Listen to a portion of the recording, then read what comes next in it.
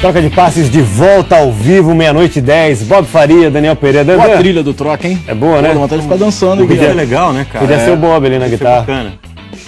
Não tem esse swing todo, não. Bob, o Dandan chega aqui, a primeira coisa que ele fala é que o Corinthians vai ser campeão invicto tem que chegar do Campeonato causando, Brasileiro. né? O pessoal aqui tá repetindo nas redes sociais, quem quiser Olha aí que participar com a beleza. gente, pra dizer se o Dandan está louco. Já ganhou uma coisa. Sabe por que eu acho que não vai? Não, Só pra criar mais uma coisa.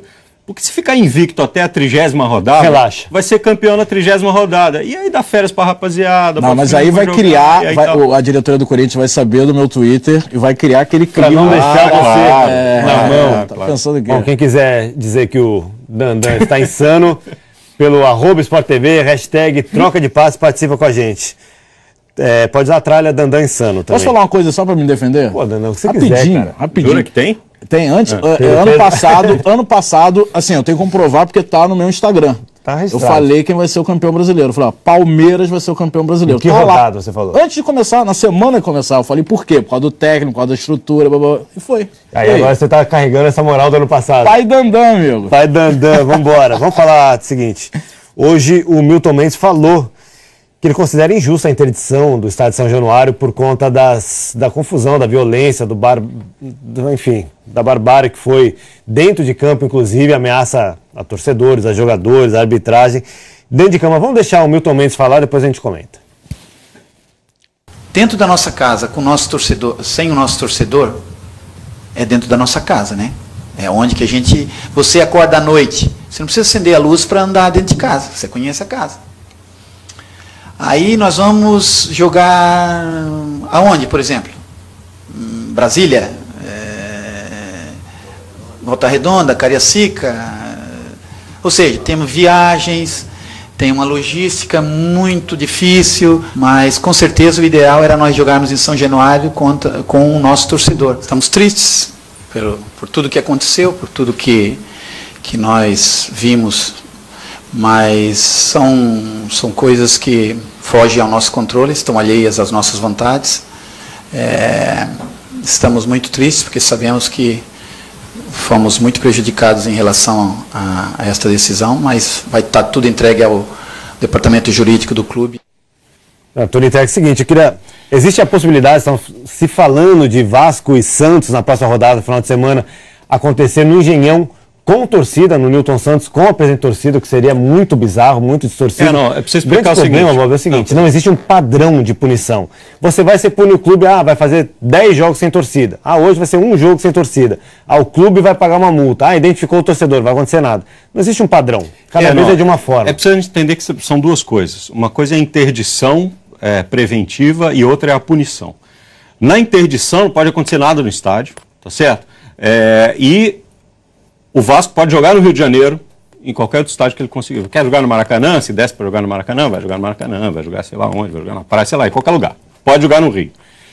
Se for punição por perda de mando de campo, aí ele tem que jogar a uma distância X, que são 100 km, 100 km que está no Poderia jogar no regulamento. Então, assim, por enquanto é uma interdição, né? Eu adoro o Milton Mendes, acho ele um cara sensacional, acho que ele está fazendo um trabalho super legal, um cara super inteligente, muito do bem realmente. Mas é óbvio que quando a gente diz a punição a São Januário, não é ao estádio, senhoras e senhores, a punição ao clube que não garantiu as melhores condições de segurança para quem estava lá. E aí deu nisso que a gente está vendo essas imagens. A defesa do Vasco quer dizer assim, mas isso acontece em outros estádios, isso pode acontecer em qualquer arena de Copa do Mundo.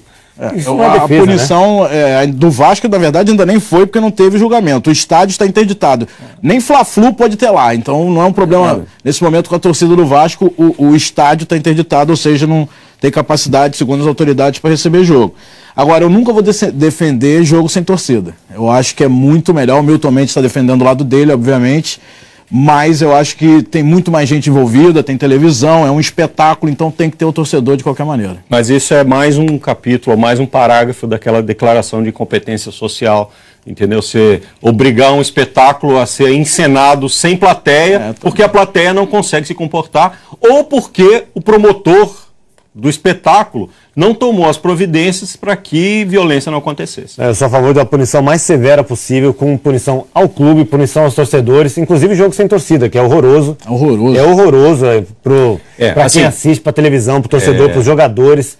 Mas tem que ter quanto mais identificada, quanto mais identificada a punição, mais justa. Né? E se identificar os sujeitos que fizeram a barbárie, que atiraram, que assassinaram, ou tentaram assassinar com um pedaço de barra de ferro, tentando enfiar na barriga dos outros, se puder, esses caras. Porque os outros milhões de torcedores do Vasco da Gama que não fizeram isso, vão ficar prejudicados também. Só que, nesse caso, acaba-se tomando o todo pela parte. Né? O Thiago, é o seguinte, que enquanto o clube não for punido junto, o clube não vai fazer nada, o clube se isenta. O que eu penso? Eu penso que o clube tem que ser punido severamente. Os organizadores do jogo, de uma maneira geral, polícia militar tem que ver o que aconteceu, qual foi o principal erro. Agora, só defendendo São Januário, eu acho o seguinte, que em qualquer lugar do mundo que você tiver marginais reunidos, vai dar esse tipo de problema. Então, essa confusão do último sábado, eu acho que aconteceria independentemente de São Januário, Maracanã, Engenhão, porque eles foram... Se reunissem as mesmas pessoas... com um caldeirão que vive São Januário, do jeito que está, o clima político dentro lá, isso ia acontecer.